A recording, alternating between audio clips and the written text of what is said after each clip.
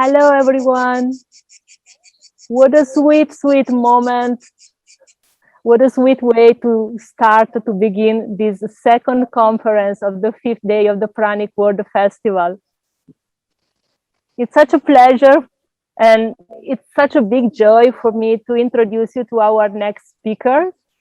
His name is Jerome, and I sometimes follow him on Instagram.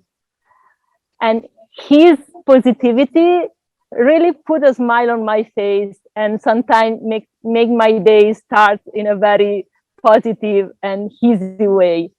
Welcome, Jerome. Hi, thank you for having me. Really a pleasure. So, Jerome, you are in US now, and Correct.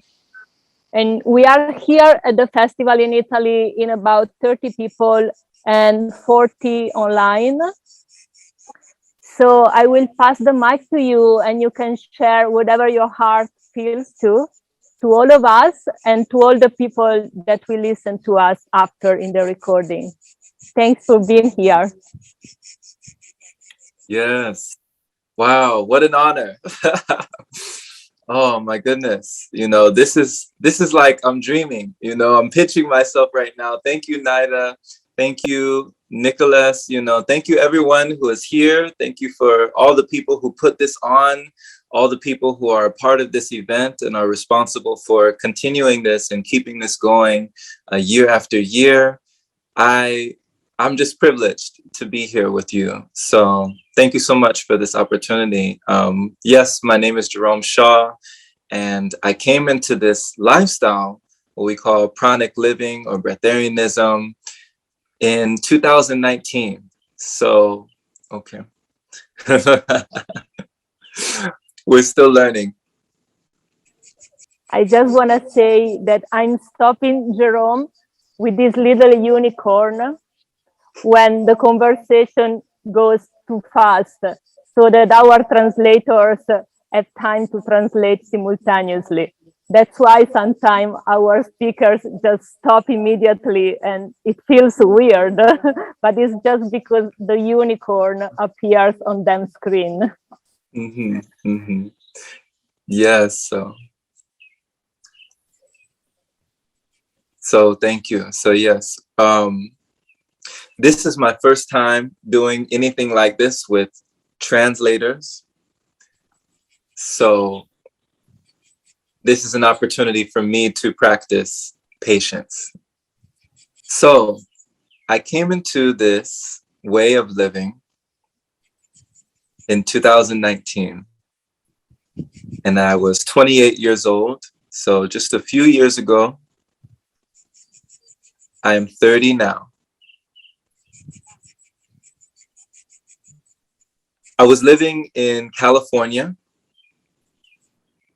and I came into a fortunate encounter at a meditation seminar.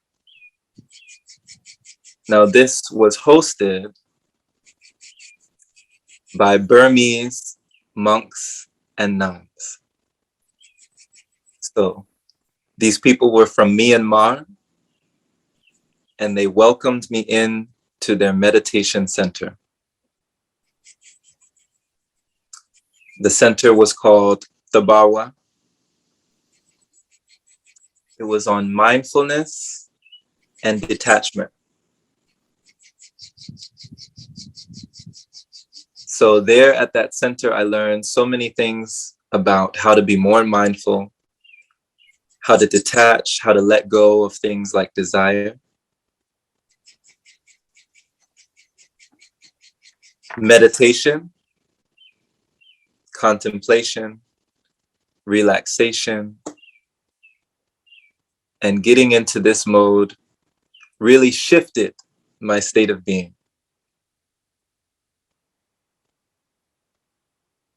It was a paradigm shift for me.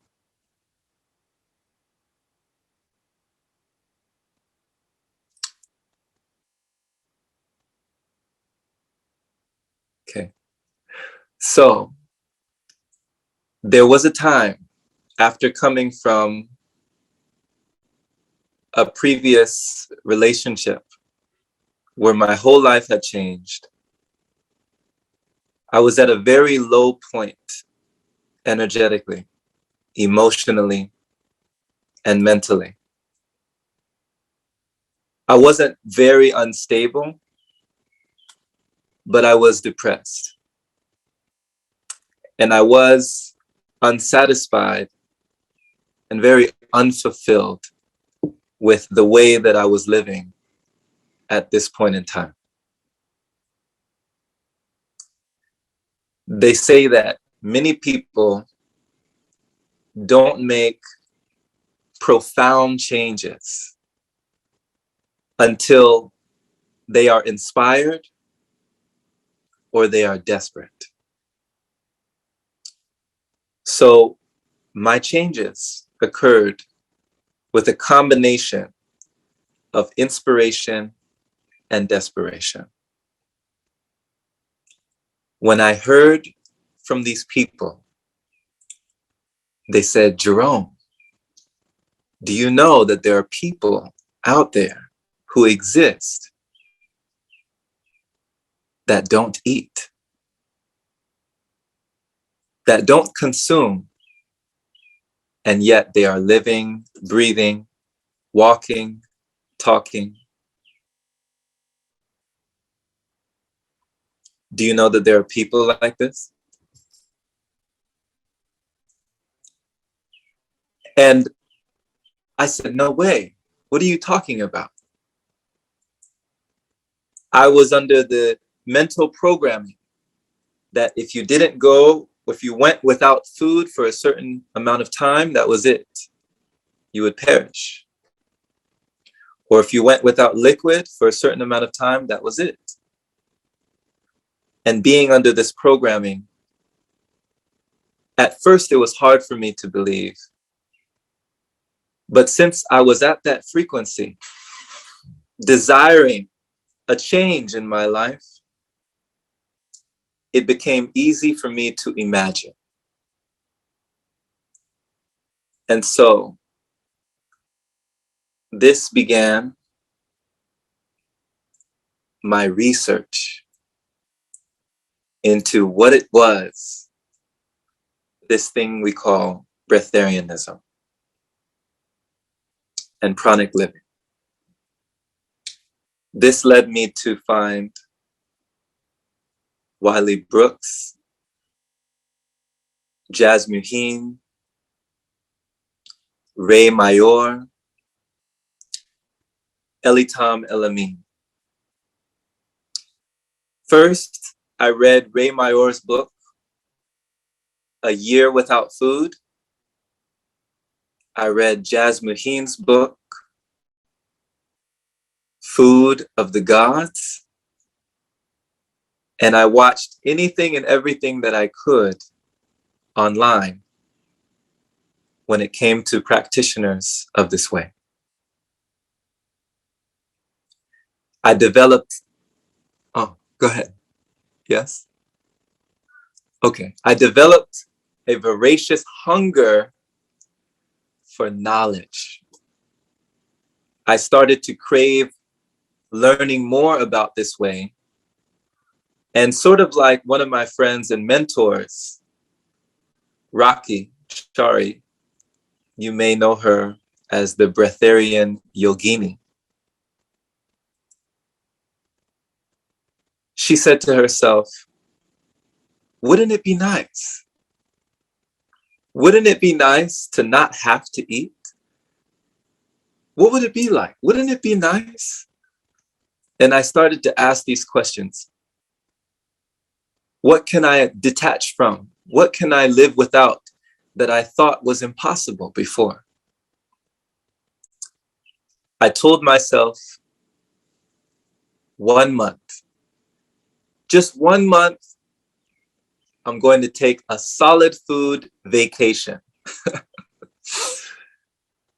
And people thought I was crazy. They thought I'd lost it. But to me, watching these people, listening to these people like Elitam, Jasmine, Ray Mayor, that this was 1 month should be easy. They've been doing this for years. So they had already set the bar. And if I'm able to see farther now, it is because I stand on the shoulders of giants who have already paved the way for me. 2 and 3 weeks into the first month that I went without solid food, I was only on juice, coconut water. Things started to purge and come out of my body that I had never imagined, I'd never seen before.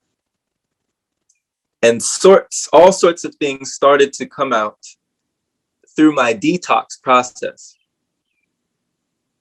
At first, I felt fatigued. I felt lethargic, and I felt very taxed from all of these things coming out of my body. Because if you can imagine, I was still carnivorous, eating animal flesh, animal products, all of that 4 or 5 years ago. So I wasn't even vegan, I wasn't even vegetarian. I literally hopped from meat consumption, past vegetarian, past vegan, past raw vegan, past fruitarian, and I went straight into liquid. This is how strongly I desired a change in my life. They say, if you want to experience something you've never had, you must be willing to do something you've never done. After this month, after this detox, the amount of energy that streamed through the body was so livening, was so enriching, was so powerful. I almost did not know what to do with all the energy. Everything that I thought that I lacked, clarity, focus, the energy, direction, and purpose. All of these things came to me when I let go of solid food.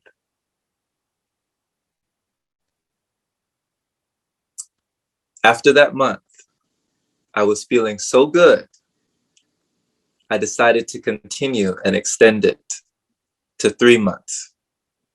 So 2019, that was the first time I went 3 months without solid food. And that was what began this journey for me.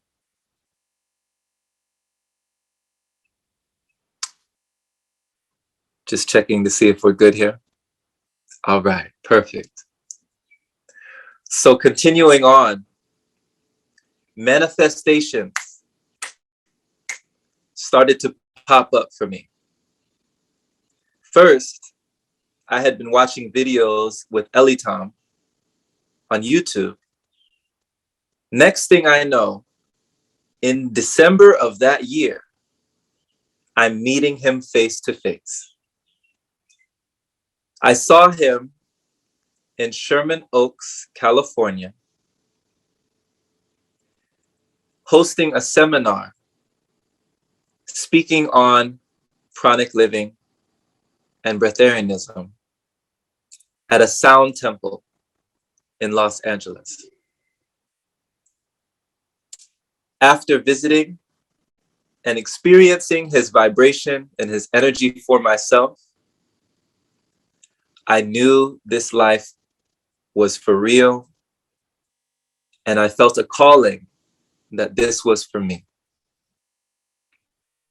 I decided to use my credit card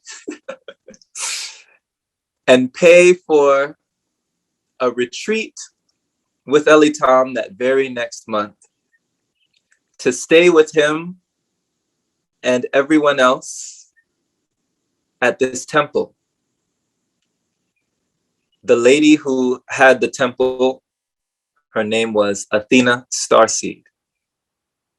And it was about 8 or 9 of us in one room. And we were there with Ellie Tom. For the whole 9 days, every day we meditated, we would do Qigong, we would work with the energy, we would exercise, we would walk around the town, we would come back, we'd have a Breatharian talk, and then we'd finish the evening with another meditation. And that was the routine every day. I was one of probably the few individuals in the group who were going dry completely this entire time. Many of the others were just on liquid, but I wanted to challenge myself. Because if you can imagine living with someone like Ellie Tom, who's not eating, not drinking, no one saw him use the restroom, no one saw him sweat, no one saw him sleepy, he had no lack of energy, a constant battery, it can start to change your mind and rewire different neural pathways when you are amongst someone like this. As the energy started to build within me, and as the consumption left the body, my body started to do a transition. All of a sudden, towards the end of the retreat, to which by this time, I had gone 2 weeks without intake, which is a hard dry fast, meaning no water touching the body or going in the body. The air felt like food. It was as though I was a fish waking up for the first time in life, realizing I was swimming in water. And I could feel the moisture in the air all around me. This sensation blew my mind. My body was pulling in nourishment, pulling in resources from the energy and from the prana all around me. And as I realized that this natural process was occurring because certain elements, organs, things inside me had awakened where others had gone into a more dormant state. Reading the book by Hilton Hotima, Man's Higher Consciousness, I made the connection with what was happening for me.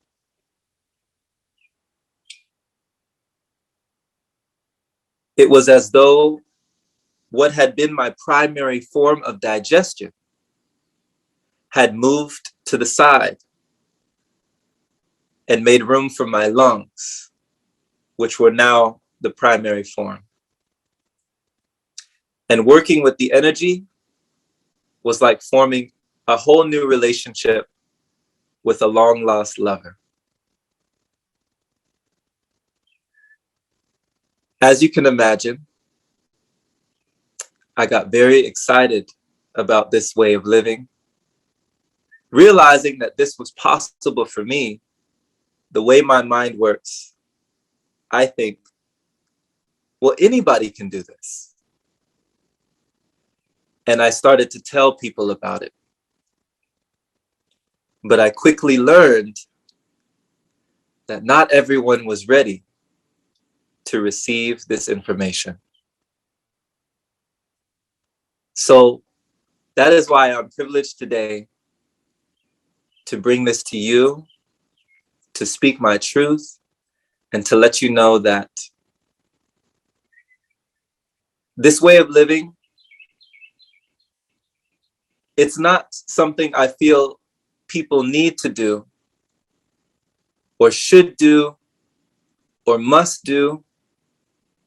It's something I feel we get to do. Understanding that we have the choice, we have the option. And for the longest time in my life, I didn't know I had a choice. I didn't know I had an option. So what others have thought when they see this lifestyle as limitation, all the things we seemingly are giving up, I see it as liberation. All the wonderful things I get to experience and have when I finally was able to let go of the things I thought I needed that weren't sustaining me. So blessings. Thank you so much. And I welcome any questions at all. Once again, this is my very first time speaking about this on this platform, and I'm just totally honored to be here. Thank you so much, Jerome. You have been great. Our translators are really happy. Yeah, thanks for your pace. And actually, this is also the really first time for me to be here on this platform presenting, and I'm a very shy being. So yeah, let's just go through it. I open the space for questions, and I will gather. I will gather them. I already have a few, but I just want to mention that here in our staff, we have a monk from Myanmar. Yes, yes. So that's a very good connection. Oh, Minglaba. Minglaba, I can't see her, so I can't see the reaction, but I'm sure she's related with what you are saying. And and imagining you and Eliton together, what a match. What a powerful combination.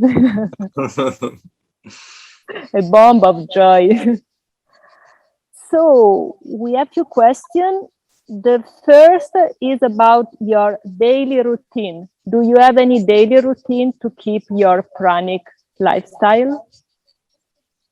Yes. So at the moment, my daily routine involves working with the breath, using music, using my voice, and definitely meditation.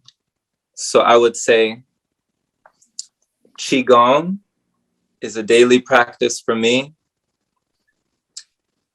Sitting in meditation and chanting. So using my voice to cultivate more energy with that vibration inside the body through chanting. Also being out in nature as much as possible, in the sunlight, sun gazing. Sun gazing was something I started with in 2019 as well. So that works wonders with the energy. And just keeping it light, you know, having a breath breakfast, a laughter lunch, you know, a dance dinner, right? Air appetizers throughout the day, a sunset supper, and yeah, you know, that nourishment. And even naps can be nourishing sometimes, although we are learning how to go without sleep. That's the next step for me. So Okay. yeah. I will join this last sentence of you by asking you about your sleep, because it's one of the topic theme on this Pranic World Festival 2021. People really want to know how the sleep pattern changed. Right. Right. So whenever I'm really in the pranic state, and this is after not consuming for a while, and a while might be a few days to a week or so, something in the body will switch. And I know immediately when that switch has taken place, because sleep falls away with no effort. Certain schools of thought would say insomnia and put a negative connotation on not sleeping. I learned to work with the energy and use the energy for creativity. So at the moment, sleep will be, it could be from 3 to 5 hours. If I am very much in that state, it could be 1 to 2 hours. And now what I'm learning is that sleep itself can be conquered. When there are people like Anastasia Zilevich, if you've ever heard of her, she's in Russia, and she's just one of the people who has now been talking about letting go of sleep entirely. This has been fascinating for me, and it is my new venture.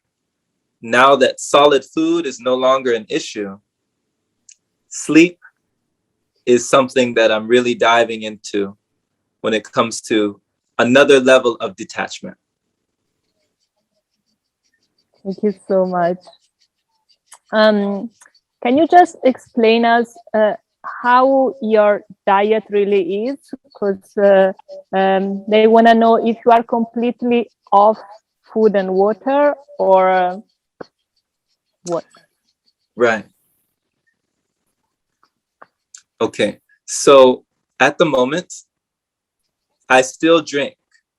So I have not drunk, or I have not had water, like regular water, in a long time. The only water that I will consume has been coconut water or my water. And when I say my water, the living water. And juice. So coconut water, my water, juice. These are the 3 types of liquid that I have been consuming. Thank you so much. And let me choose another question. Okay, let's go with this. How much weight did you lose during your process? How were people's reaction towards this, and how did you deal with them? Woo! Great question.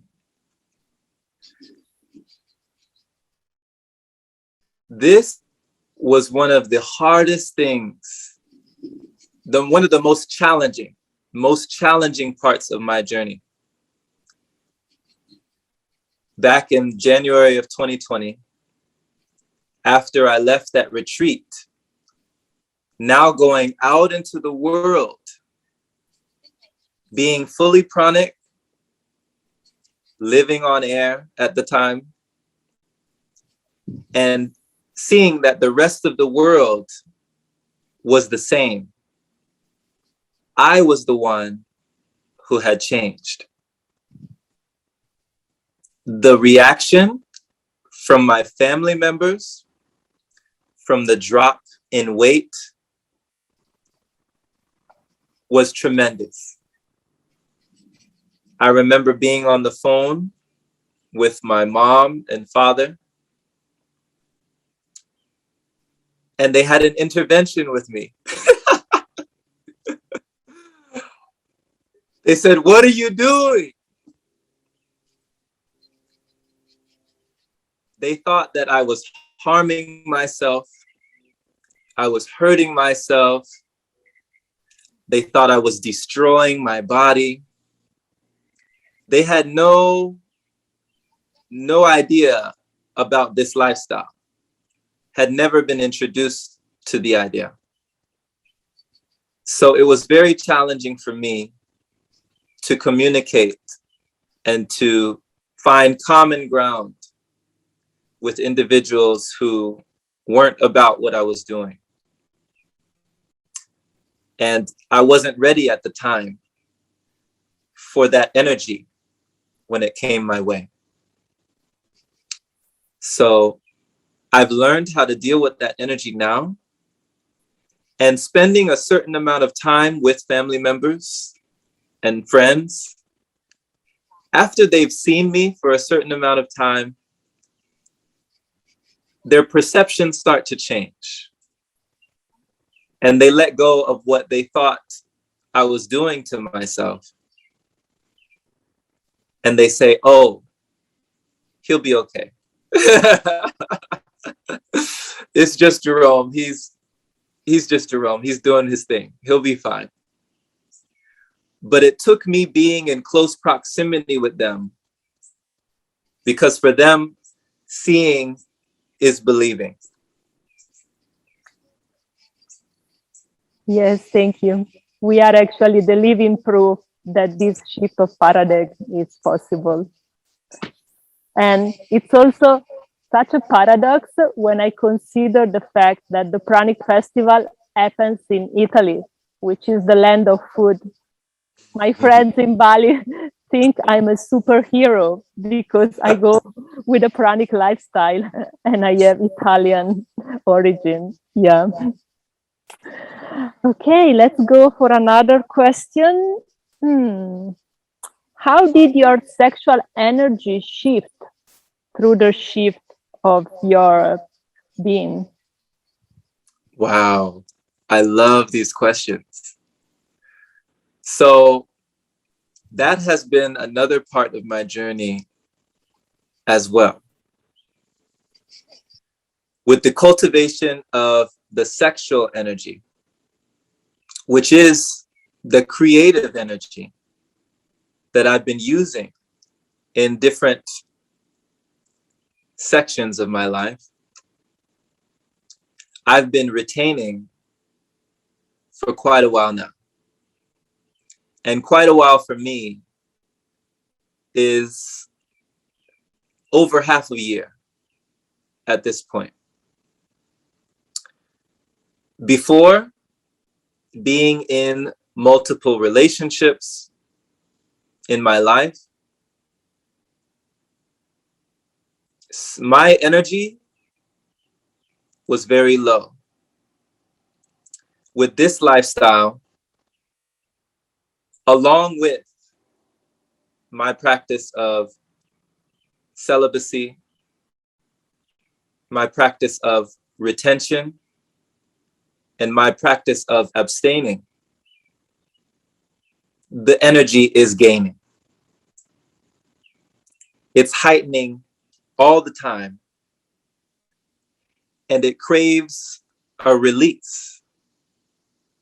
So since that sexual energy is not being released through the certain channels that were more familiar for me, it is now coming up and being released into these channels that is bringing more fulfillment for me. So I was in a relationship before I started traveling again. And we were practicing things such as Tantra, so tantric lovemaking, things of this nature. I was just getting into those practices. When we split, I went back to focusing on retention. So that's how my energy has changed. With the cultivation of that energy, it has allowed for more production and more flow and more creation.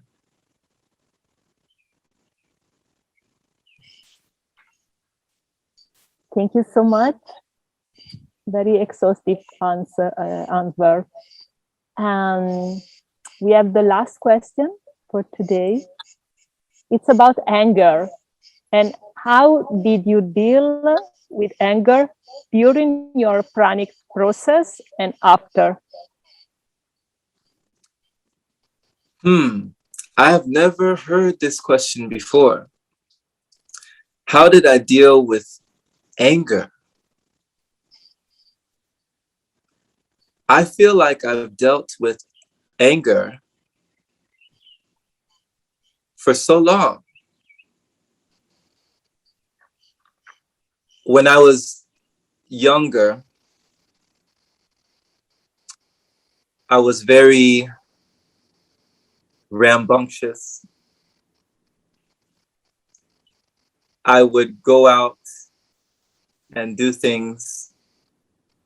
I was sent to places to be corrected and have my behavioral structured.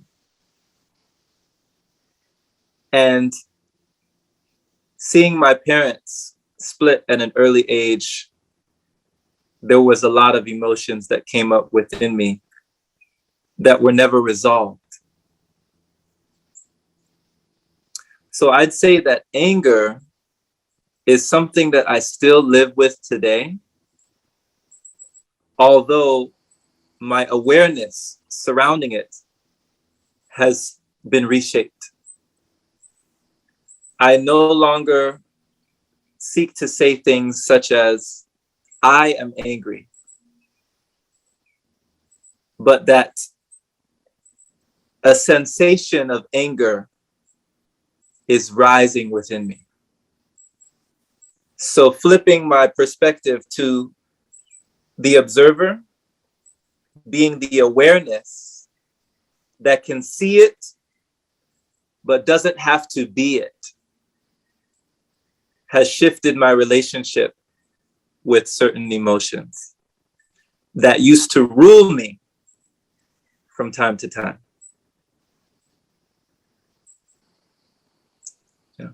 And this has actually been improved through meditation.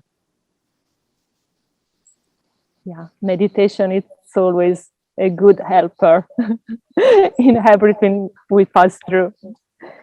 Thank you so much for all your sharings and the informations and your honest and humble way of being. I just want you to tell people how they can reach out and find you, because it's really beautiful what you share daily. So yeah, if you want to share your Instagram page or whatever. Of course. And thank you once again, Naida. And thank you, Nicholas. Thank you, everyone, for allowing me to be here today. This is such a wonderful gift and opportunity. You can find me at my Instagram. It is at Jerome Shaw. So JROMESHAW.